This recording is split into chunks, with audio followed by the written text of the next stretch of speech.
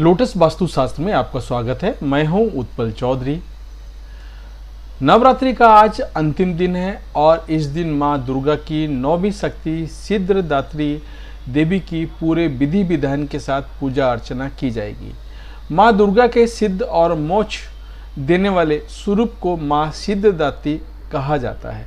इनकी पूजा करने से सभी कार्य सिद्ध होते हैं और मोक्ष की प्राप्ति होती है।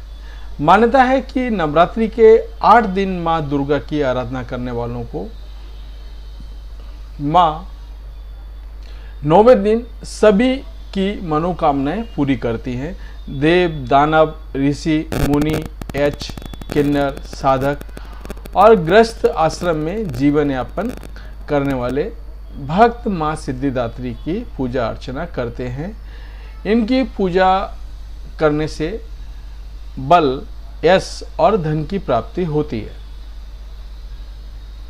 धार्मिक ग्रंथों में उल्लेख है कि मां सभी प्रकार की सिद्धियों को देने वाली होती हैं।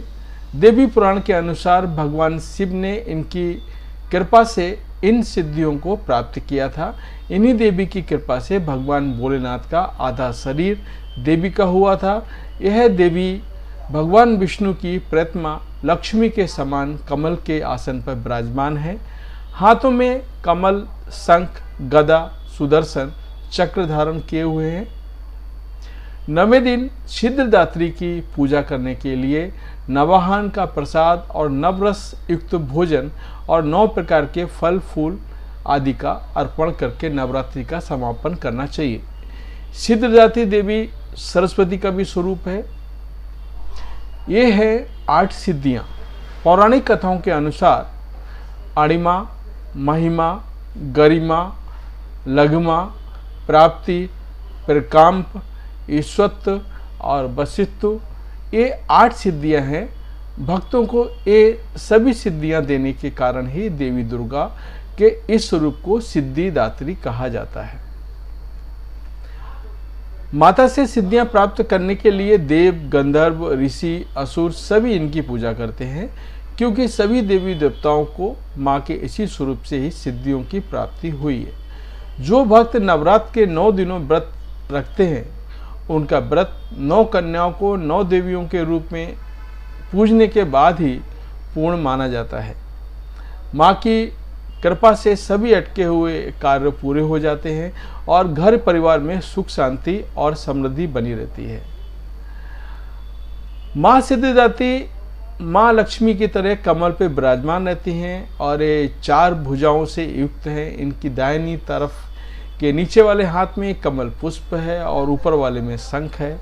वहीं बाएं तरफ के नीचे वाले हाथ में गदा है, ऊपर वाले हाथ में चक्र है।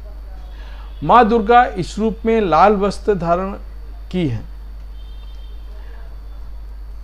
कन्या पूजन के लिए आ रही कन्याओं को माता का स्वरूप माना जाता है।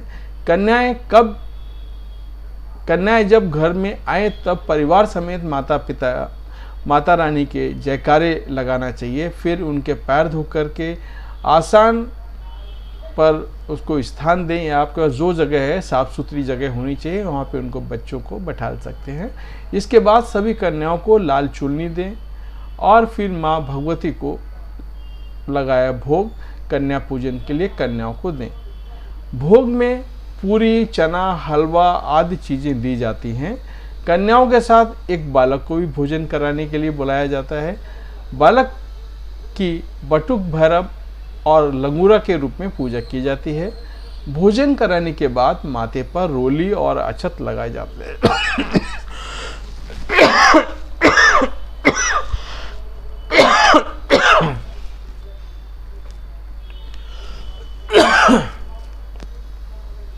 माथे पर रोली, अक्षत लगाएं और हाथ में मौली बांधें। इसके बाद सभी कन्याओं की आरती उतार कर दक्षिणा दें।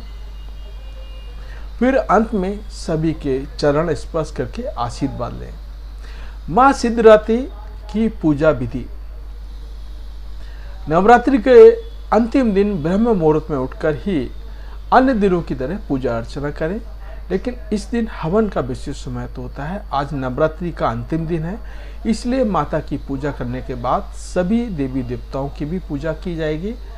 लकड़ी की चौकी पर लाल कपड़ा बिछाकर माँ की मूर्ति रखें या फिर पूजा सामग्री अर्पित करके हवन करें। हवन करते समय सभी देवी देवताओं के नाम की आहुति भी एक बार दे दें। हवन के समय दुर्गा सप्तशती के सभी श्लोक के साथ माँ की आहुति दें।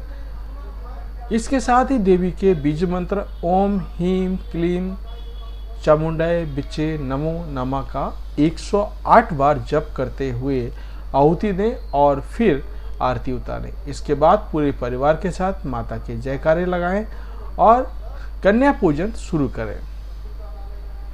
माँ सिद्धिदात्री को भोग में आप हलवा व चना का विशेष महत्व है। इसके साथ ही पूड़ी, खीर, नारियल और मौसमी फल भी अर्पित कर सकते हैं। यहाँ मैं एक चीज़ क्लियर करना चाहता हूँ कि कुछ लोग अष्टमी यानी आज अष्टमी है, आज अष्टमी पर कन्या पूजन करते हैं।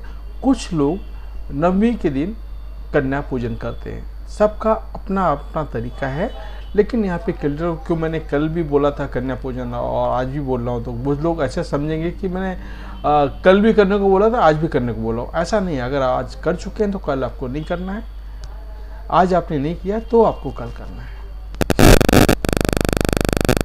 माता सिद्धिदात्री के मंत्र मैं आपको बता रहा हूँ। अगर हो सकता है पढ़ने में मेरे से मिस्टेक हो जाए तो मैं इसको डिस्क्रिप्शन में रख रहा हूँ, वहाँ से आप कॉपी कर सकते हैं। फिर भी मैं ट्राई कर रहा हूँ पढ़ने का। सिद्ध गंधर्व एछा देर सुमरम रपि सेम माना सदा भुआत सिद्धदा सिद्धदायिनी बंदे वांछित मनोरार्थ चंद्रार्ध शेखराम कमला स्थिति चतुर्भुजा सिद्धिदात्री एस स्वनी।